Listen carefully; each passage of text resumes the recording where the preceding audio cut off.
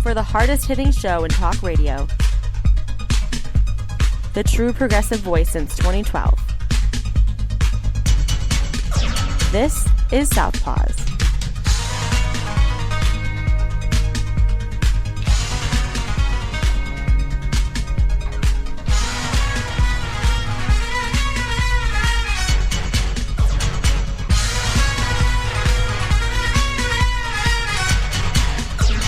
And welcome to Southpaws on the Pacifica Radio Network. We are the leaders of the revolution. I'm Darren Gibson, your host. The government shutdown is coming, possibly. More than likely, I guess. We'll tell you about what that means for you. Plus, Donald Trump might be getting shut down totally in New York State, and I'm going to love it. After this happened after a judge found that he committed fraud in building his real estate empire, so we will talk more about that. We also have to talk about the UAW strike and President Biden being the first U.S. president to join striking auto workers on the picket line. That has never happened in this country's history before, so we'll see about whether his claim of being the most union president ever holds up. I don't know. Ask the train workers about that. Plus, we have to talk about Ottawa County. More happenings there. So before we get into today's topics, a couple of reminders. You can follow us on social media by going to facebook.com/Southpaws Radio Show. You can follow us on X, the former Twitter, at Southpaws Radio. You can follow us on Tumblr at southpawsradioshow.tumblr.com. You can follow us on YouTube and Mastodon by doing a search for Southpaws Radio. And you can become a patron of the show by going to patreon.com/Southpaws Radio. You can listen to the show anytime at Apple Podcasts, Spreaker, Google Podcasts, Podcast Addict, Podvine, and Pandora by doing a search for Southpaws. Once you found our logo, you found us. I do have to mention very quickly, we found out this morning that Google is shutting down its podcast platform sometime in 2024. Those people are going to be migrated to YouTube Radio. We are actually recommending that you either take Apple Podcasts or Spreaker Podcasts. That way we can look at who's listening to our show and where you're listening from. Speaking of our podcast, we send links to our weekly episodes to our Facebook, X, Tumblr, YouTube, and Mastodon accounts. You can listen to us on Global Community Radio Channel 1 every Saturday night at 11 Eastern. And you can listen to us on great Pacifica stations, including KCEI in Taos, New Mexico, KZGM in Kabul, Missouri, WMTB in St. Petersburg, Florida, and other stations as well. Make sure you listen to us on your local Pacifica affiliate. If your local station is not carrying our show, please call or write them and ask them very politely to do so. We would appreciate that. So the government shutdown could be coming as early as this Sunday morning at 12 a.m. So let's take a look and see what might happen. This is Stephen Groves writing for the Associated Press. This is dated September 28th out of Washington. The federal government is just days away from a shutdown that will disrupt many services, squeeze workers, and royal politics as Republicans in the House, fueled by hard-right demands, force a confrontation over federal spending. While some government entities will be exempt, Social Security checks, for example, will still go out. Other functions will be severely curtailed. Federal agencies will stop all actions deemed non-essential, and millions of federal employees, including members of the military, won't receive paychecks. Here's a look ahead at what will happen if the government shuts down on Sunday. First off, what is a government shutdown? Shutdown happens when Congress fails to pass some type of funding legislation that is signed into law by the president. Lawmakers are supposed to pass 12 different spending bills to fund agencies across the government, but the process is time-consuming. They often resort to passing a temporary extension called a continuing resolution to allow the government to keep operating. When no funding legislation is enacted, federal agencies have to stop all non-essential work and will not send paychecks as long as the shutdown lasts. Although employees deemed essential to public safety, such as air traffic controllers and law enforcement officers, still have to report to work, other federal employees are furloughed. Under a 2019 law, those same workers are slated to receive back pay once the funding impasse is resolved. Because prior to that, they weren't owed a damn penny. You just showed up and worked for free. That changed. And I'll just say it right here. I think any government worker that is forced to work without a paycheck ought to just not show up to work. I don't care. Let the skies go silent. Let the TSA go on strike. Let NATCA go on strike. I don't care. NATCA, the National Air Traffic Controllers Association. Yes, they are a union, and they're no longer a government union. They're part of the AFL-CIO. They can strike if they want to. See, Reagan thought he was going to get rid of the union. It didn't happen. They just formed a new one, and now they got more power than ever. I just wish they'd use it. So the shutdown would begin October 1st, and the shutdown would effectively begin at 12:01 a.m. Sunday if Congress is unable to pass a funding plan that is signed into law by President Biden. It's impossible to predict how long a shutdown would last. The Democratic-held Senate and Republican-controlled House are working on vastly different plans to avert a shutdown. House Speaker Kevin McCarthy is struggling to win any support from hard-right conservatives to keep the government open. Many are bracing for a stoppage that could last several weeks, which, once again, that's why those workers, including the military, ought to just say, nope, we're done. We're done. Till you pay us, we're done. I'm sorry.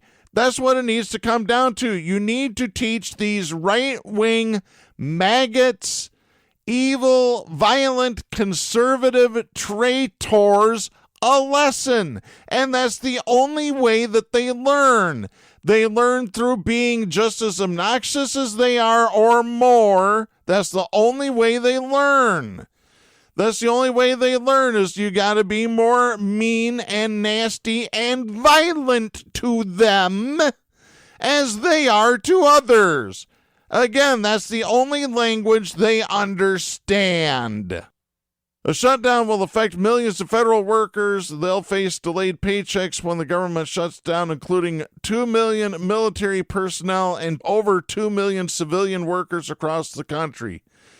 Nearly 60% of federal workers are stationed in the Department of Defense, Veterans Affairs, and Homeland Security. While all of the military's active duty troops and reservists would continue to work, more than half of the Department of Defense's civilian workforce, roughly 440,000 people, would be furloughed.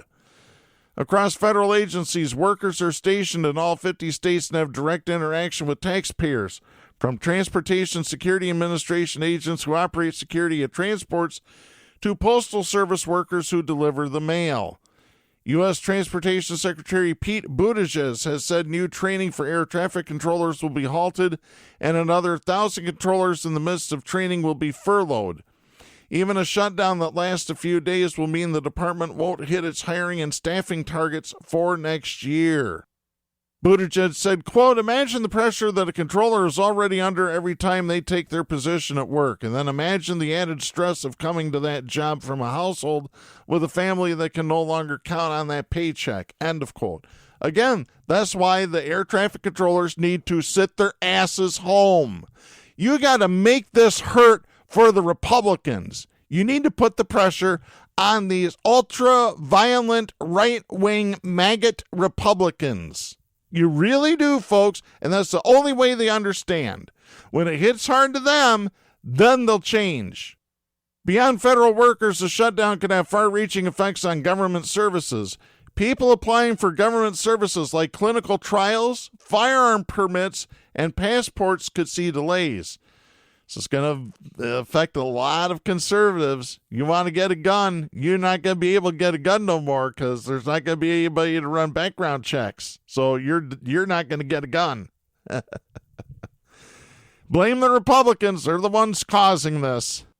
Some federal offices will also have to close or face shortened hours during a shutdown. Businesses closely connected to the federal government, such as federal contractors or tourist services around national parks, could see disruptions and downturns. The travel sector could lose $140 million daily in a shutdown, according to the U.S. Travel Industry Association. Lawmakers warned that a shutdown could also rattle financial markets. Goldman Sachs has estimated that a shutdown would reduce economic growth by 0.2% every week it lasted, but growth would then bounce back after the government reopens. Others say the disruption in government services has far-reaching impacts because it shakes confidence in the government to fulfill its basic duties. The U.S. Chamber of Commerce warned, quote, "A well-functioning economy requires a functioning government," end of quote. So how does this affect Congress, the executive office, and the judicial offices?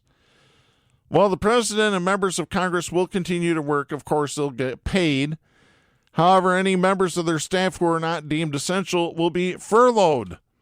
The Supreme Court, which begins its new term Monday, would be unaffected by a short shutdown because it can draw on a pot of money provided by court fees, including charges for filing lawsuits and other documents, according to court spokeswoman Patricia McCabe.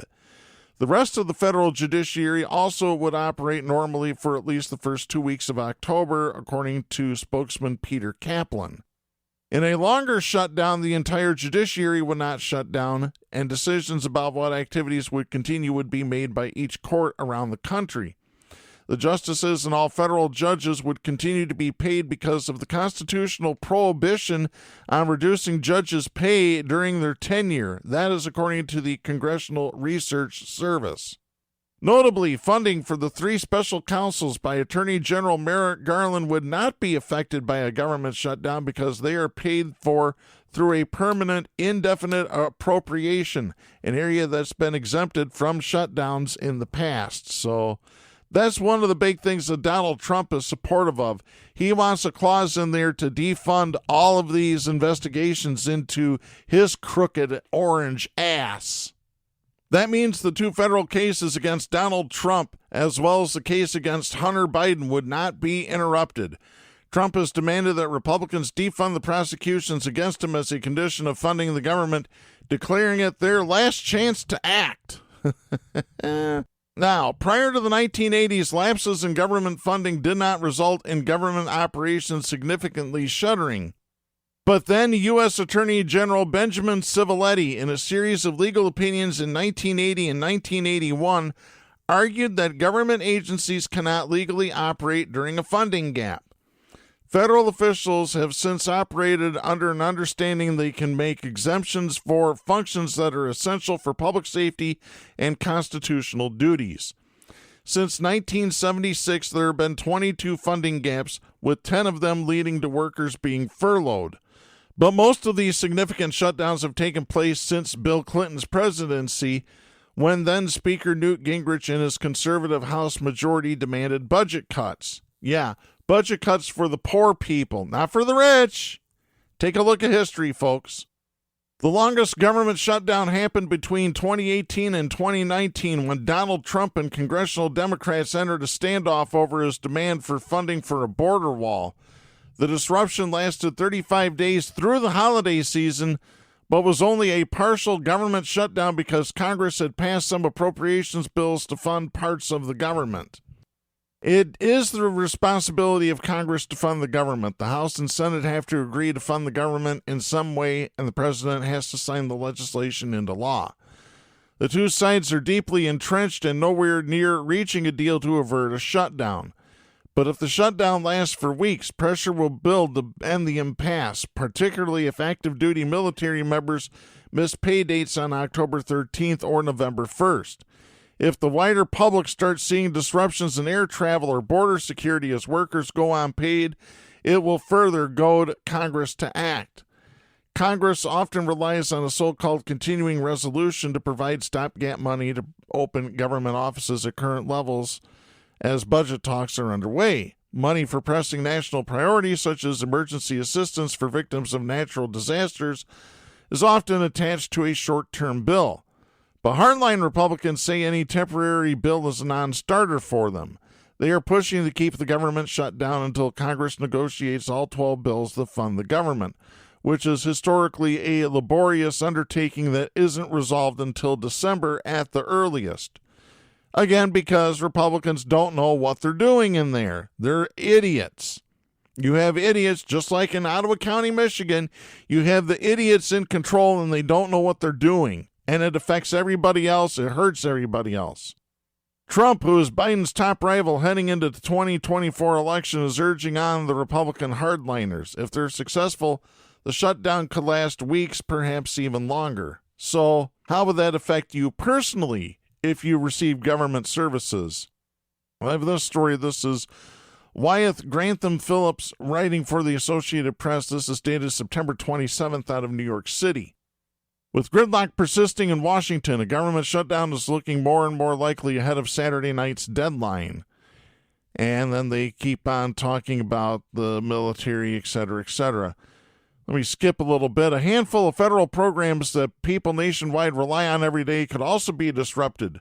From dwindling funds for food assistance to potential delays in customer service for recipients of Medicare and Social Security. The ripple effects would come down to how long the shutdown lasts and varying contingency plans in place at impacted agencies. Forrest V. Morgeson III, an associate professor at Michigan State University's Broad College of Business, said, quote, collectively, hundreds of millions of Americans, a majority of the population, are receiving some kind of benefits from the government, end of quote. He noted a potential shutdown could bring significant financial uncertainty and economic implications down the road. So, here's what you need to know. Will SNAP be affected by a government shutdown? What about WIC? Well, a government shutdown could risk millions of low-income Americans' access to food and nutrition assistance programs, with impacts depending on how long the shutdown lasts and program-by-program contingency funds. Nearly 7 million women and children who rely on the Special Supplemental Nutrition Program for Women, Infants, and Children, also known as WIC, could be at risk of losing assistance almost immediately into a shutdown, according to the Biden administration. That's because the federal contingency fund supporting normal WIC operations will likely run out in a matter of days, pushing states to rely on their own money or carryover funds. Dr. Nancy Nielsen, Senior Associate Dean for Health Policy at the University of Buffalo's Jacobs School of Medicine and Biomedical Sciences, said that impacted families are, quote, going to be going to food pantries. These are the people who need the help. These are moms. These are infants. So this is a real problem, end of quote. Families who receive benefits from the Supplemental Nutrition Assistance Program, or SNAP, could also lose assistance if a shutdown drags out for a more significant period of time. According to the Agriculture Department, regardless of what happens in Washington this weekend, households will receive SNAP assistance as usual through October. Well, what about Head Start programs and free school lunch programs?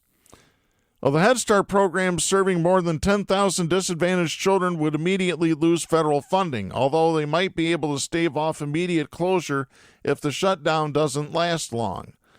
Those 10 programs, which are located in Alabama, Connecticut, Florida, Georgia, Massachusetts, and South Carolina, serve just a fraction of the 820,000 children enrolled in the program at any given time. Tommy Sheridan, the deputy director for the National Head Start Association, said the programs are in trouble because their grants start on October 1. Programs with grants that don't start on that date will continue getting money. But if the shutdown drags on, the number of affected programs will grow as more grants come up for renewal. Beyond Head Start, concerns have also arisen around free school meals.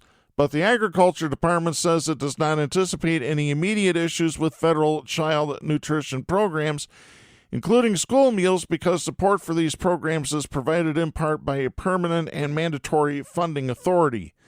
In the event of a government shutdown, state and federal operations for child nutrition are set to continue through October and potentially a few months beyond that, according to the department.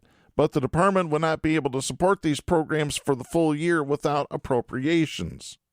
And actually, in the state of Michigan now guarantees free school meals, so the state would pick that up. So that's not going to change anytime soon here in the Great Lakes state. How about those of you that receive Social Security checks? Will you get those?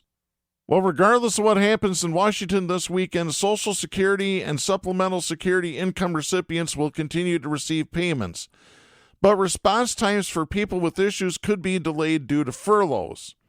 Nielsen said, quote, "If you have a question about Social Security, you may not be able to find anybody to answer your questions, but the everyday transactions of sending checks out will still continue," end of quote. According to a recent contingency plan from the Social Security Administration, the agency will cease non-critical actions and those not directly related to the accurate and timely payment of benefits. The issuance of new Social Security cards and replacements will continue, I guess because it's considered a mandatory service of the government. Would a shutdown impact Medicare and other health care services like Medicaid? Medicare and Medicaid benefits will also continue. Both of those are mandatory programs funded separately from annual appropriations. That means the patients should still be able to see their doctors and have their medical bills paid. But similar to Social Security, there could be delays and disruptions to customer service due to the furloughs. According to contingency details published by the Health and Human Services Department last week, about half of the Centers for Medicare and Medicaid Services is set to be furloughed in the event of a lapse of appropriations. Beyond Medicare and Medicaid, health care services for veterans are set to continue in the event of a shutdown. The majority of programs funded by the Indian Health Service would also remain in operation, and IHS has received advanced appropriations for the 2024 fiscal year per a recent contingency plan. How about airlines and the travel system? Well, the nation's air travel system is expected to operate relatively normally during the shutdown. Air traffic controllers and TSA screeners are deemed essential workers. However, those people won't be paid until the shutdown ends, and TSA lines could grow longer if enough screeners stay home, which I hope they do if they listen to the show. Transportation Secretary Pete Buttigieg said Wednesday that air travel will remain safe in a shutdown, but that the training of new air traffic controllers will stop and 1,000 trainees will be furloughed. Long before this week's deadline, airlines were already complaining that a shortage of air traffic controllers has been causing flight delays and cancellations. The Federal Aviation Administration said in August that it had hired 1,500 new controllers in the past year and asked Congress for money to hire another 1,800 in the new fiscal year. The process of passports and visas will continue in a shutdown as the situation permits, according to guidance that the State Department gave employees last week. The department said consulates in the U.S. and abroad will stay open, quote, as long as there are sufficient fees to support operations, end of quote. But passport work could stop if the building where the work is done gets shuttered. The time it takes to get a passport or visa already is much longer than before the pandemic. Most Customs and Border Protection agents are also considered essential and would be expected to work at airports and border crossings. Could there be student loan disruptions? If spending measures aren't passed by Saturday's deadline, the government shutdown would start the same day the student loans emerged from the pandemic pause after beginning to accrue interest again on September 1. But shutdown or not, borrowers' payments will still be due. Of course, the government always wants their money. For the most part, loan servicers will be able to continue to process payments regularly, but there could be delays for those who need to consult with or seek help from the Education Department due to the potential of agency furloughs. Students applying for federal aid during a shutdown can expect similar delays because of this. Officials have pointed to potential disruptions to processing FAFSA applications, dispersing Pell Grants, and pursuing public loan forgiveness, for example. And the last question they have here, would mail services slow down? The answer is no. Postal Service is a quasi-governmental agency that does not rely on taxpayer dollars. They get their funding through the sales of products and services, so the mail's going to go through no matter what. So there you go, folks. Again, let's hope that they can get something settled and that the Democrats don't cave in to the demands of these hard-right maggots. All right, so let's get to our next story here. This is Lindsay Whitehurst and Bernard Condon writing for the Associated Press. This is dated September 27th out of Washington. This is great news here. A judge's ruling that Donald Trump committed fraud as he built his real estate empire tarnishes Trump's image as a business titan and could strip him of his authority to make major decisions about the future of his marquee properties in his home state. The Tuesday order rescinds business licenses as punishment, which could make it difficult or impossible for some of Trump's companies to operate in New York if not successfully appealed.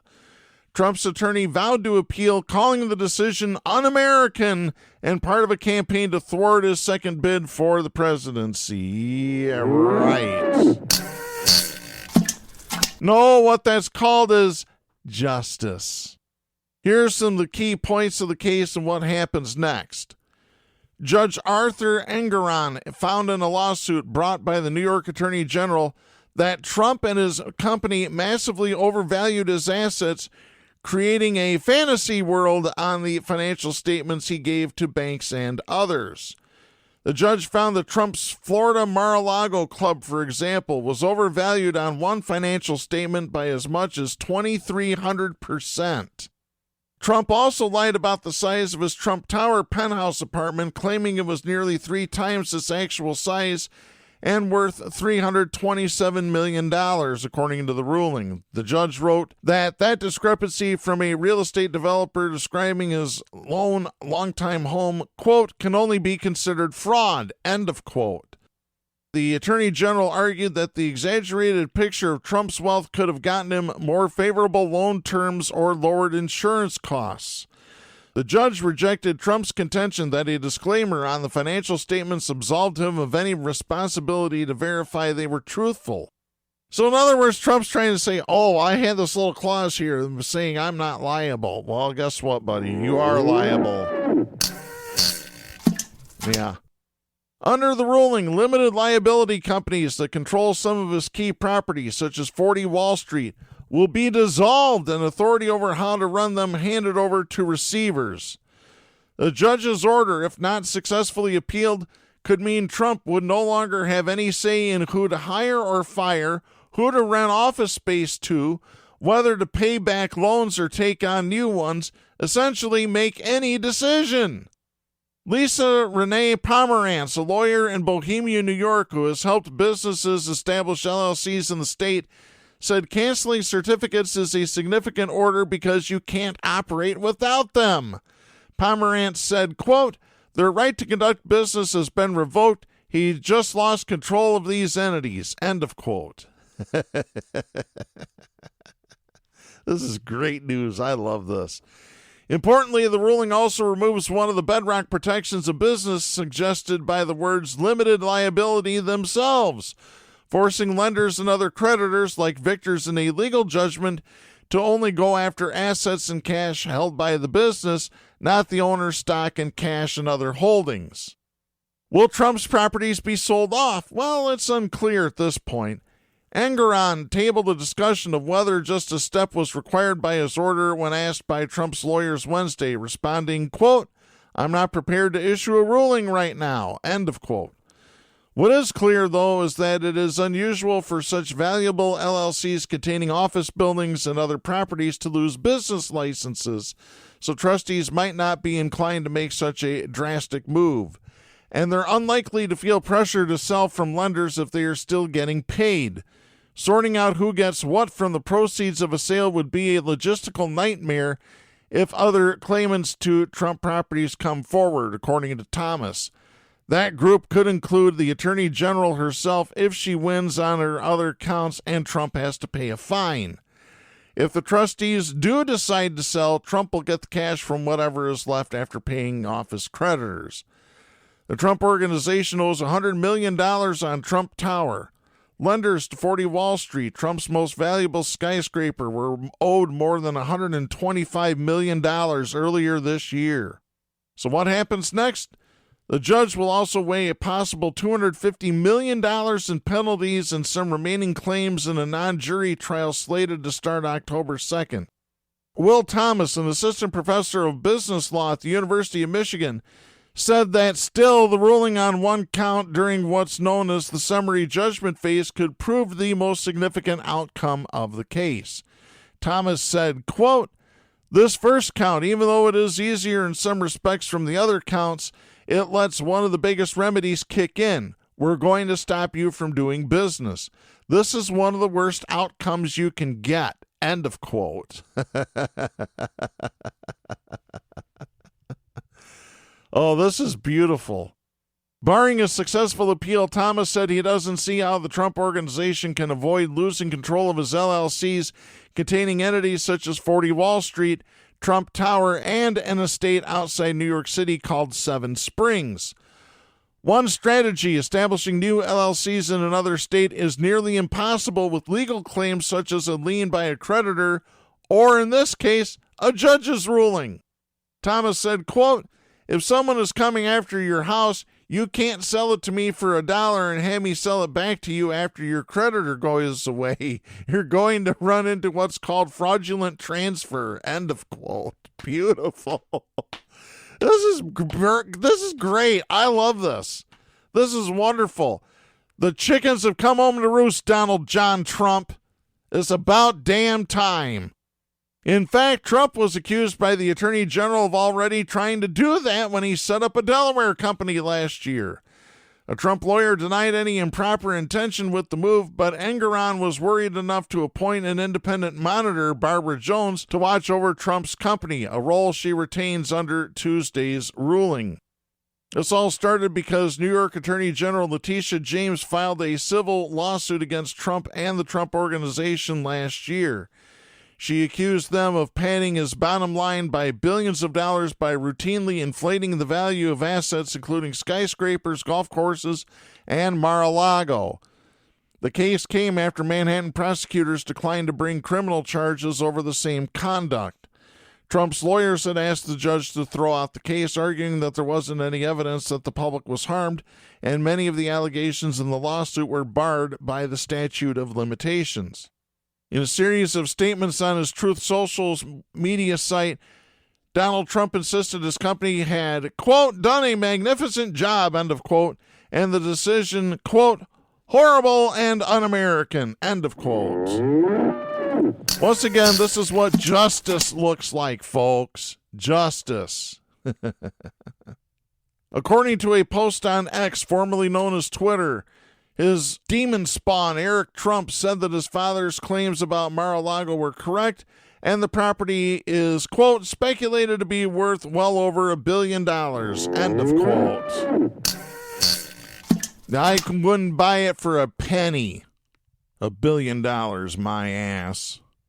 Trump's lawyer called the decision an attempt to seize control of private property. Well, there you go, folks. Seizure laws work great against the rich. Don't do them on the poor folks, but you can do them against the rich. I love that. This case is one of several faced by Trump, who has been criminally indicted 4 times in the last 6 months. He's accused in Georgia and Washington, D.C. of plotting to overturn his 2020 election loss, of hoarding classified documents at Mar-a-Lago in Florida, and in Manhattan of falsifying business records related to hush money paid on his behalf. The Trump Organization, meanwhile, was fined $1.6 million in an unrelated case after being convicted of tax fraud. James's office has also previously sued Trump for misusing charitable funds, resulting in an order to give $2 million to charity as his own foundation was shut down. So this is beautiful news, folks.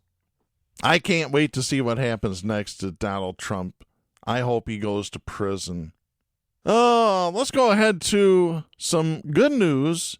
The UAW strike is continuing, so that's great. They need to fight for their wages and fight for their rights, not necessarily to party, but to make more money, because that's what GM and Ford and Stellantis are doing. They're making money hand over fist, while workers continue to languish.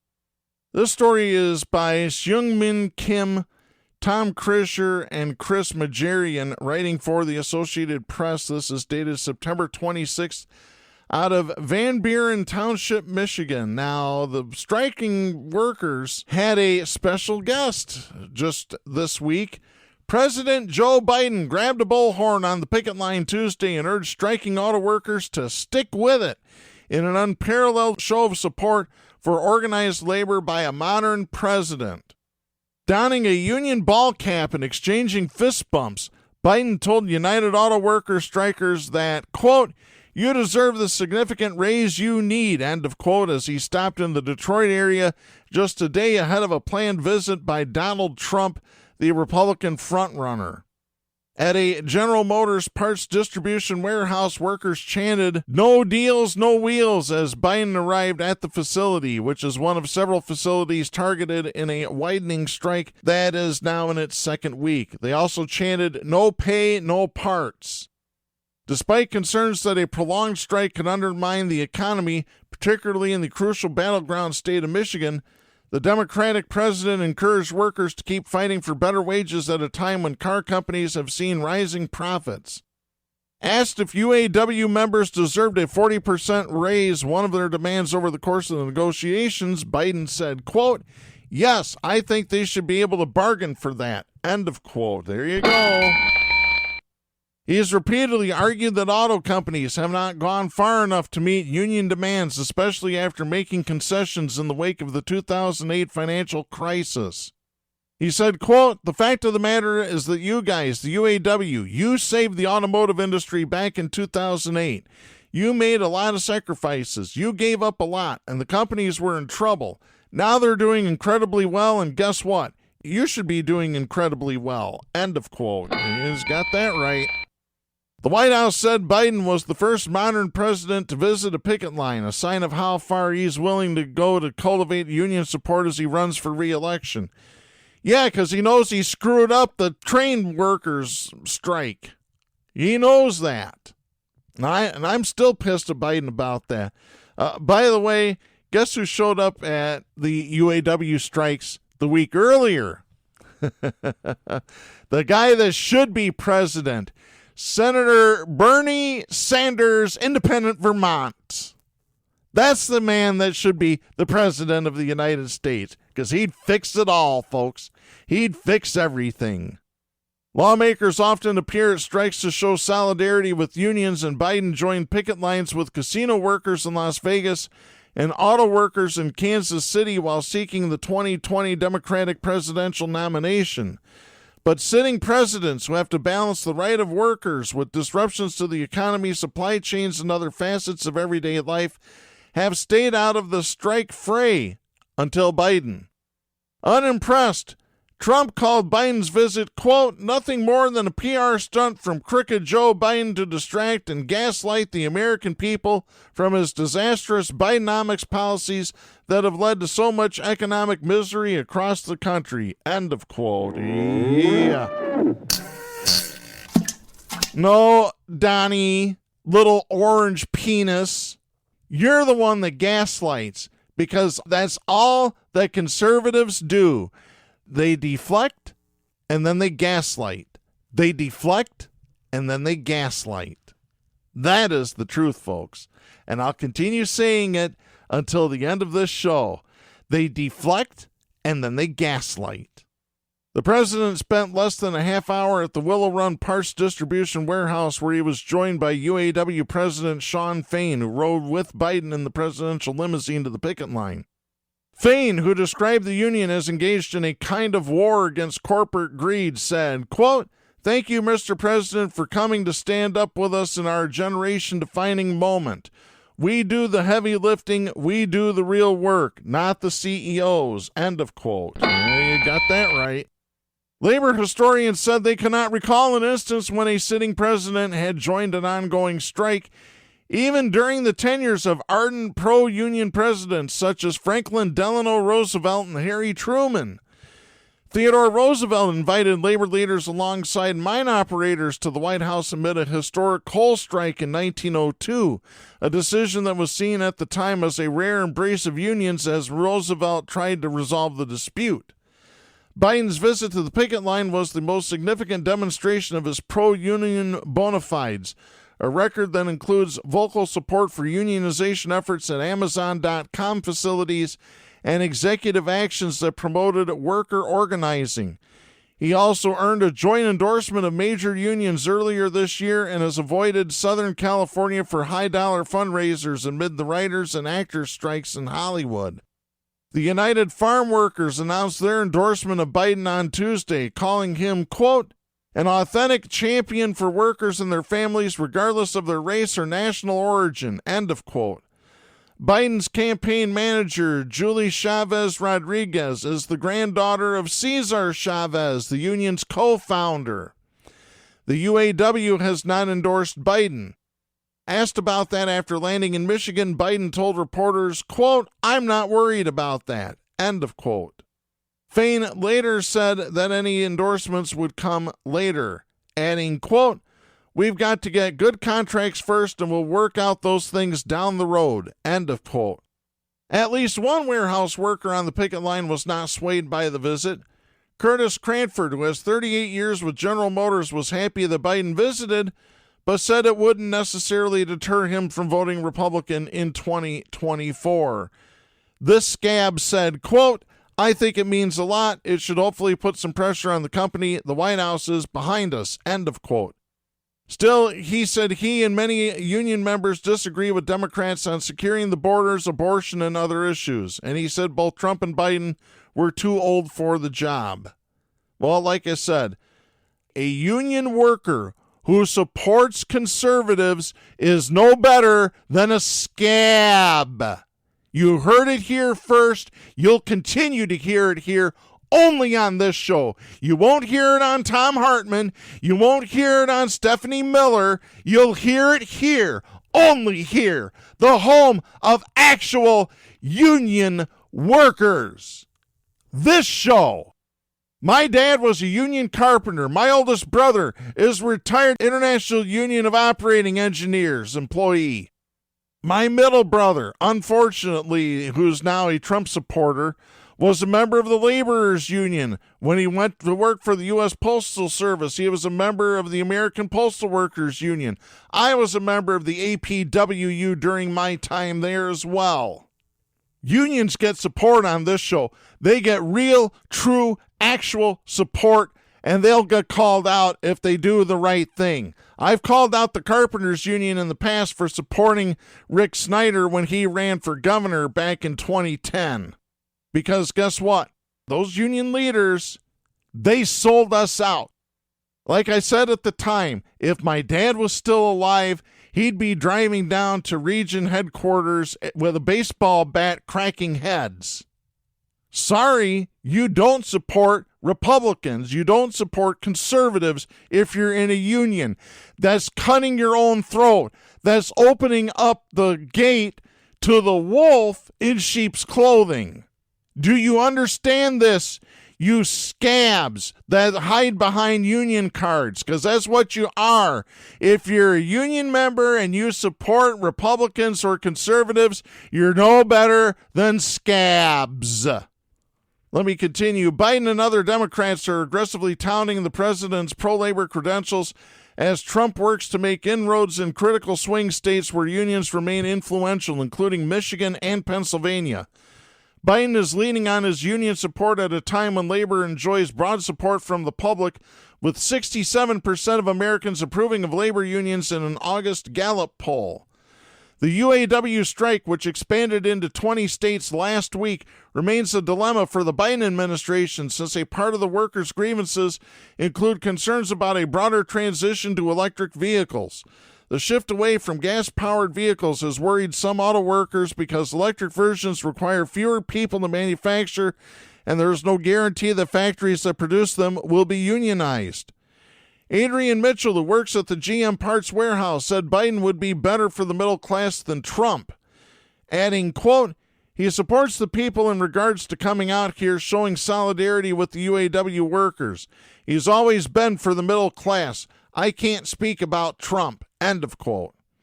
On electric vehicles, Mitchell said workers are concerned that the transition from internal combustion engines may cost them jobs. He added, quote, we haven't really gotten to that point to see the job losses yet, so we can't look into the future to kind of see what's really going to happen. But we're all a little worried about that right now, end of quote. Trump skipped the second Republican primary debate on Wednesday to meet with striking auto workers in Michigan. Yeah, he went to a scab parts plant and then started tongue-lashing union workers. Donald Trump. White House officials dismissed any notion that Trump forced their hand and noted that Biden headed to Michigan at the request of Fain, who last week invited the sitting president to join the strikers. Once again, no mention anywhere in this AP article of Bernard Sanders showing up and picketing with workers and speaking to union workers. Bernie Sanders, the true hero of the union force. Solidarity forever to Bernie. Right now, I want to get to our next story here. This is Joy Capoletti writing for the AP. This is in Lansing, dated September 27th. This is an update to the fake electors case in Michigan. Listen to this, folks. A second defendant accused in a fake elector scheme in Michigan is looking for criminal charges to be thrown out after the state attorney general said that the group of 16 Republicans genuinely believed Donald Trump won the 2020 election. The 16 Michigan Republicans are facing 8 criminal charges, including forgery and conspiracy to commit election forgery. Investigators say the group met following the 2020 election and signed a document falsely stating they were Michigan's duly elected and qualified electors. Joe Biden won the state by nearly 155,000 votes, a result that was confirmed by a Republican-led state Senate investigation in 2021. 2 defendants in the case are now asking for charges to be thrown out after Michigan Attorney General Dana Nessel told a liberal group during a September 18th virtual event that the false electors had been brainwashed and genuinely believed Trump won in Michigan. Nessel supposedly said, quote, they legit believe that, end of quote. Nessel also said in the video that Ingham County, where the hearings will be held and the jury will be selected from, is a, quote, very, very Democratic-leaning county, end of quote. Kevin Kajewski, an attorney for defendant Clifford Frost, said in a motion to dismiss filed Tuesday that Nessel's comments are, quote, an explicit and clear admission, end of quote, that there wasn't intent to defraud. Oh, really?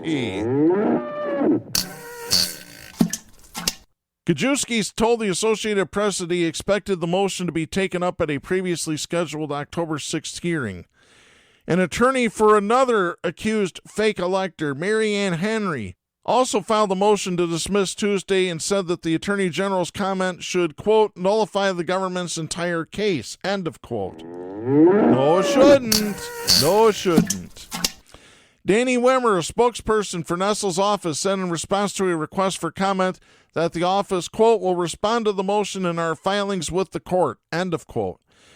John Freeman, a former federal prosecutor who's now representing defendant Marion Sheridan, told the Associated Press that Nessel's comments left him stunned and called them, quote, a gift for my client, end of quote.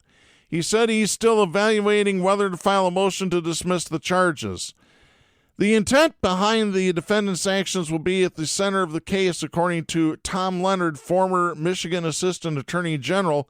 He was also the Republican nominee for Michigan Attorney General in 2018, losing to Nessel.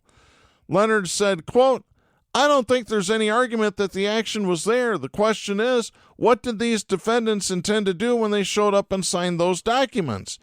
Nessel, the state's chief law enforcement officer who put that pen to paper charging these defendants, has now openly said that the intent was not there, end of quote. No, that's not what she said. She said they were brainwashed. It doesn't matter. They still did what they did. Intent doesn't matter. A crime was committed. All 16 defendants have pled not guilty. Henry and several others, including former Michigan Republican Party co-chair Michonne Maddock, are scheduled to appear for a preliminary examination hearing October the 12th.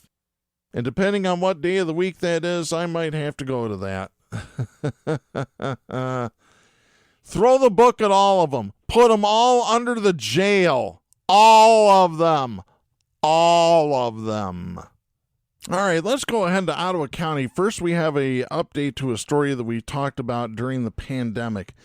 This is Cassandra Leibrink writing for the Holland Sentinel. This is dated September 26th out of Holland. Marlena Pavlos-Hackney has once again been denied an appeal in the long-standing case over her refusal to shutter her restaurant to dine-in customers during the COVID-19 pandemic. In her second appearance before the Michigan Court of Appeals, Pavlos Hackney sought the dismissal of 2 contempt of court findings against her and argued against the legality of the state's suspension of her food license. The court's order, which was issued September 21st, read this way, quote, Pavlos Hackney appeals offering a smorgasbord of challenges to the license suspension and the contempt judgments. None of Pavlos Hackney's arguments have merit, and we affirm. End of quote. The restaurateur's most recent argument rested on her belief that COVID-19 related executive orders issued by Governor Gretchen Whitmer and emergency orders issued by the Michigan Department of Health and Human Services in 2020 were unconstitutional. A split Court of Appeals panel ruled in June that MDHHS did not have the authority to prohibit restaurants from fully opening their dine-in sections, limit indoor gatherings, and restrict other activities during the pandemic because the state law cited by Director Elizabeth Hurdle was too vague in its delegation of authority. However, that case has no bearing on Pavlos Hackney's license suspension and subsequent arrest, the court found, because the restaurateur did not dispute the license suspension to begin with and therefore knowingly operated without one. That's great. Court's order read this way, quote, we need not address the governor's executive orders because they have nothing to do with the case. The constitutionality of MCL 333.2253 is similarly irrelevant. Because she did not appeal the administrative order upholding the food license suspension, Pavlos Hackney may not now relitigate that decision. The merits of the administrative proceedings and license suspension were not at issue in the circuit court. The question before that court was whether an injunction closing the restaurant was warranted. Pavlos Hackney tries mightily to convince us otherwise, citing 2 sections of the Administrative Procedures Act of 1969, neither of which apply. End of quote. It could perhaps be the final legal proceeding in the saga, which began when Pavlos Hackney failed to close her restaurant to dine-in customers during a second statewide eatery mandate in November 2020. Pavlos Hackney was put on Michigan Department of Agriculture and Rural Development's radar when reports surfaced she was failing to enforce then statewide pandemic restrictions, including a ban on dine-in customers and social distancing and mask-wearing requirements. Her food license was revoked in January 2021, but the restaurant remained open anyway. Pavlos Hackney then ignored a temporary restraining order meant to keep her from continuing operations and refused to allow inspectors or law enforcement into her restaurant. In response, Ingham County Judge Wanda Stokes issued a bench warrant for Pavlos Hackney's arrest. Shortly thereafter, she was arrested by Michigan State Police and spent 4 nights in the Ingham County Jail following her arraignment by Judge Rosemary Aquilina. You don't mess with Judge Aquilina. She will kick your ass. She was released March 23rd after paying $15,000 for 2 separate contempt of court fines and by shuttering her restaurant. The restaurant's food license was restored in July, and Marlena's Bistro reopened in September 2021, but Pavlos Hackney continued to fight in court. And again, now that fight appears to be over. It's beautiful. I love it. This is great stuff. And let's go ahead to our last story involving Ottawa County. This one also involving the health department. This is Sarah Leach writing for the Holland Sentinel. This is dated September 27th. This is very bad news, and this got me so riled up that I called Jack Prince and I had to vent to him. As the Ottawa County Board of Commissioners debated a contentious fiscal budget Tuesday with a heavy emphasis on deep cuts to the health department, Board Chair Joe Moss issued a warning to Health Officer Adeline Hambley that he intends to seek her termination next month. Just after 11 p.m. September 26, Corporation Counsel David Coleman emailed Hambley's attorney Sarah Riley Howard saying Moss intended to file notice Thursday, September 28th with the Ottawa County Clerk's Office. Moss filed Wednesday instead. Coleman wrote to Riley Howard, quote, please see the attached notice of hearing and charges against Adeline Hambley pursuant to MCL 46.11N, issued by Commission Chair Moss. A hearing will be set for October 19, 2023 at 8 a.m. However, I am sending this to you as a courtesy ahead of time because this notice of hearing and charges has not yet been made public. End of quote. Hambley is already locked in litigation with the board as Moss and his hand-picked county administrator John Gibbs worked to cut as much funding from the health department as the state would allow. Moss leads the far-right fundamentalist group Ottawa Impact, which he created with now Vice Chair Sylvia Rodea after they unsuccessfully challenged the previous board and county health officer over COVID-19 mitigation mandates in 2020 and 2021. Hambley sued commissioners in February, claiming the board's OI majority attempted to unlawfully demote her and repeatedly interfered with her state-authorized health duties. On April 18th, a circuit court judge in Muskegon granted Hambley a preliminary injunction that allowed her to remain in her role until a trial could take place later this year. The Michigan Court of Appeals denied commissioners the right to appeal the lower court's ruling, but later granted a narrow window to appeal certain aspects, mainly whether the judge made legal errors in reaching her decision. The Court of Appeals scheduled a hearing for October 11th and later advised that all the parties are cautioned that they proceed at their own peril if they take substantial actions before this court hears oral arguments and subsequently issues an opinion resolving the issues presented in defendant's application for leave to appeal. End of quote. The charges include that Hambley demonstrated incompetence, misconduct, and neglect of duty by making false public representations about budgetary scenarios. That Hambley demonstrated incompetence, misconduct, and neglect of duty by falsely claiming that she was not included in the budget process. That Hambley demonstrated incompetence, misconduct, and neglect of duty by failing to cooperate in the budget process. And that Hambley demonstrated incompetence, misconduct, and neglect of duty by making false claims that encouraged and caused confusion, anxiety, fear, and panic in the community. No, that's you sons of bitches on the board and that fat piece of whale feces named John Gibbs. The charges are the culmination of several tense exchanges between Hambley, whale feces, and Moss after Moss announced in August his intention to cut the department's budget by nearly 60%. Hambley said her attempts to negotiate with Gibbs were rebuffed, so she turned to the department's social media accounts to publish information on the staff, programs, and services under threat. Days later, Hambley and her staff were locked out of those accounts, and Gibbs and Moss co-signed a press release they posted to the pages calling Hambley insubordinate and unprofessional. No, you two sons of bitches are being unprofessional and insubordinate.